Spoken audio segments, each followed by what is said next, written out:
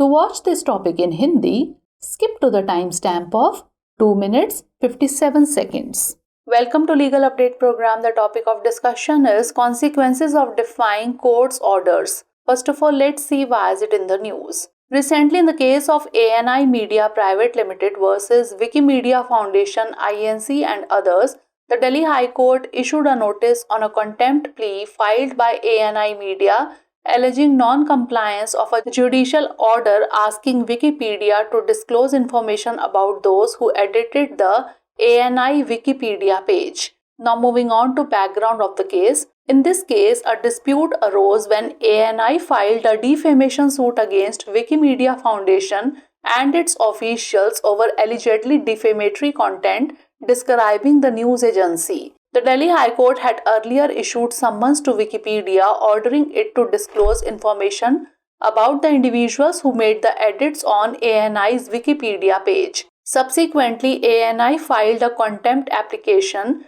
alleging non-compliance with the earlier order. Wikipedia's counsel informed the court that they needed time to respond as Wikipedia is not based in India. However, the Delhi High Court rejected Wikipedia's argument and ordered a Wikipedia representative to be personally present at the next hearing. Court observation. A bench of Justice Naveen Chawla strongly criticized the submissions of the Wikipedia's counsel for their delay in appearing before the court. The court further warned that it would initiate contempt proceedings and will ask the government to block Wikipedia.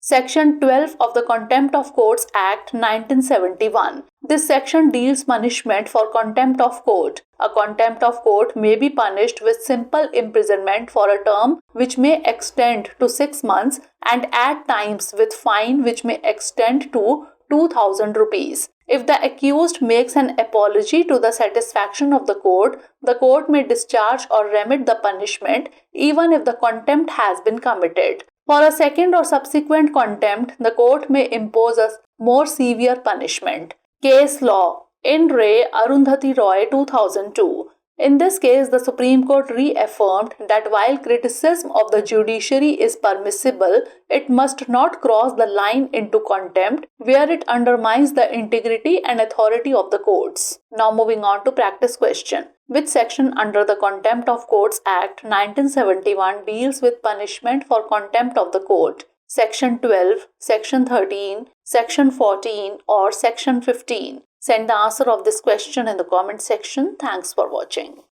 Legal update programme में आपका स्वागत है। आज का हमारा चर्चा का विषय है न्यायालय के आदेश की अवहेलना करने के परिणाम।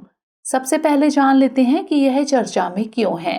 हाल ही में ANI मीडिया प्राइवेट लिमिटेड बनाम विकिमीडिया फाउंडेशन INC और अन्य के मामले में दिल्ली उच्च न्यायालय ने ANI मीडिया द्वारा दायर अवमानना याचिका पर एक नोटिस जारी किया जिसमें एक न्यायिक आदेश का पालन न करने का आरोप लगाया गया था, जिसमें विकिपीडिया को ANI विकिपीडिया पृष्ठ को संपादित करने वालों के बारे में जानकारी का खुलासा करने के लिए कहा गया था। मामले की पृष्ठभूमि जान लेते हैं। इस मामले में विवाद तब उत्पन्न हुआ जब ANI ने समाचार एजेंसी के बारे में कथित रूप से अपमानजनक सामग्री को लेकर विकिमीडिया फाउंडेशन और उसके अधिकारियों के खिलाफ मानहानि का मुकदमा दायर किया।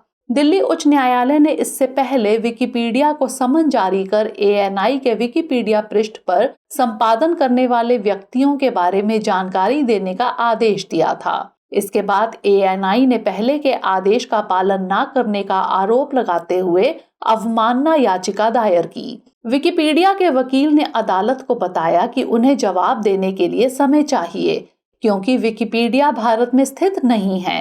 हालांकि दिल्ली उच्च न्यायालय ने विकिपीडिया की दलील को खारिज कर दिया और अगली सुनवाई में विकिपीडिया के प्रतिनिधि को व्यक्तिगत रूप से उपस्थित रहने का आदेश दिया। न्यायालय का अवलोकन। न्यायमूर्ति नवीन चावला की पीठ ने अदालत के समक्ष पेश होने में देरी के लिए विकिपीडिया के वकील की दलीलों की कड़ी आलोचना की। न्यायालय ने आगे चेतावनी दी कि वह अवमानना कार्यवाही शुरू करेगा और सरकार से विकिपीडिया को ब्लॉक करने के लिए कहेगा। न्यायालय अवमानना अधिनियम 1971 की धारा 12। यह धारा न्यायालय की अवमानना के लिए दंड से संबंधित है। न्यायालय की अवमानना करने पर 6 महीने तक की साधारण कारावास की सजा हो सकती है और कभी कभी 2,000 रुपए तक का जुर्माना भी हो सकता है। यदि अभियुक्त न्यायालय की संतुष्टि के लिए माफी मांग लेता है तो न्यायालय दंड को माफ कर सकता है, भले ही अवमानना की गई हो। दूसरी बात की अवमानना के लिए न्यायालय अधिक कठोर दंड लगा सकता है।